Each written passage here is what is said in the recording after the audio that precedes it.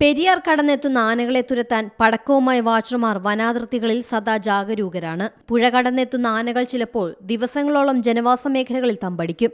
ഇവയെ വനപാലകരുടെയും നാട്ടുകാരുടെയും സഹകരണത്തോടെ തിരികെ കാടുകയറ്റി വിടുന്നതുവരെ ഊണും ഉറക്കവും ഉപേക്ഷിച്ച് ആന വാച്ചർമാർ ജോലി ചെയ്യേണ്ടി വരും.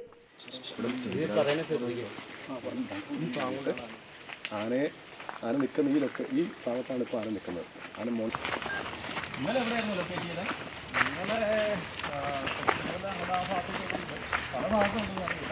കഴിഞ്ഞ 5 വർഷമായി കോതമംഗലം കീരമ്പാറ പഞ്ചായത്തിലെ പുന്നേക്കാട് മേഖലയിൽ കാട്ടാനശല്യം രൂക്ഷമാണ്.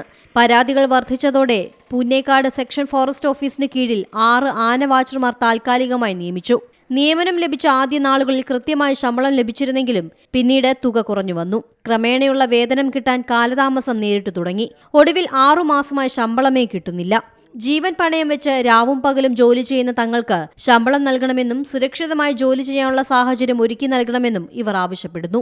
ഇവിടെ കഴിഞ്ഞ ഒരു 5 വർഷത്തോളമായി ആനയുടെ ശല്യം രൂക്ഷമാണ്. ആന വാച്ചർമാരായിട്ടാണ് ഞങ്ങൾ ജോലിക്ക് കയറിയ സമയത്ത് ഞങ്ങൾക്ക് 18,000 രൂപ വരെ ശമ്പളം പ്രതിമാസം ലഭിച്ചിട്ടുണ്ട്. എന്നാൽ അതിനുശേഷമായിട്ട് കഴിഞ്ഞ വർഷങ്ങളിൽ ഏകദേശം 6 മാസത്തോളം ജോലി ചെയ്തിട്ട് ഒരു മാസം 7 ദിവസത്തെ വേതനം വീതം തന്ന് ഞങ്ങളെ ഒഴിവാക്കുകയുണ്ടായി. അതിനുശേഷം ഇപ്പോൾ 6 മാസമായിട്ടും ഞങ്ങൾക്ക് ശമ്പളം കിട്ടുന്നില്ല. ഞങ്ങളുടെ ഉദ്യോഗസ്ഥരോട് ഞങ്ങൾ ചോദിക്കുമ്പോൾ അത് ഇന്ന് ശരിയാകും, നാളെ ശരിയാകും, അല്ലെങ്കിൽ അടുത്ത ദിവസങ്ങളിൽ കിട്ടും എന്ന് പറയുകയല്ലാതെ ഒരു പരിഹാരം ഉണ്ടാകുന്നില്ല. പഞ്ചായത്തിന്റെ പിന്തുണയുണ്ട് ഇവർക്ക്. വനം വകുപ്പ് അവഗണന തുടർന്നാൽ ശക്തമായ സമരപരിപാടികൾ ഉണ്ടാകുമെന്നും കീരമ്പാറ ഗ്രാമപഞ്ചായത്ത് പ്രസിഡന്റ് മാമച്ചൻ ജോസഫ് പറഞ്ഞു. ഈ രാത്രി കാലങ്ങളിൽ ആനകളെ ഉറക്കമളച്ച് നാട്ടുകാരുടെ കൂടി സഹകരണത്തോടു കൂടി ഈ ആനകളൊക്കെ ജനവാസ മേഖലയിലേക്ക് വരാതിരിക്കുവാനായിട്ട് ഏറ്റവും കൂടുതൽ മുൻകൈ എടുക്കുന്നത്. പക്ഷേ ഏറ്റവും സങ്കടകരമായ ഒരു കാര്യം, ഈ പാവപ്പെട്ട ആനകൾ കഴിഞ്ഞ 6 മാസമായിട്ട് ഇവർ ഈ രാത്രി ഉറക്കമളച്ച് രാത്രിയും പകലും ഇവർ ആവശ്യം വന്നെങ്കിൽ ഇവർ ആനനെ ഓടിക്കാൻ വരുന്നുണ്ട്.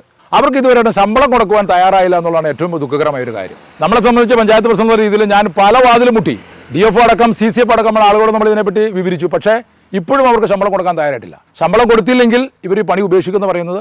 ഈ പണി ഉപേക്ഷിച്ചാൽ ഒരു സംശയമില്ല, രാത്രി കാലങ്ങളിലൂടെ നാട്ടുകാർക്ക് കിടന്നുറങ്ങാൻ പറ്റില്ല, ആനകളൊക്കെ വരും, ഫോറസ്റ്റുകാരൊക്കെ അവിടെ വീട്ടിൽ കിടന്നുറങ്ങിയ.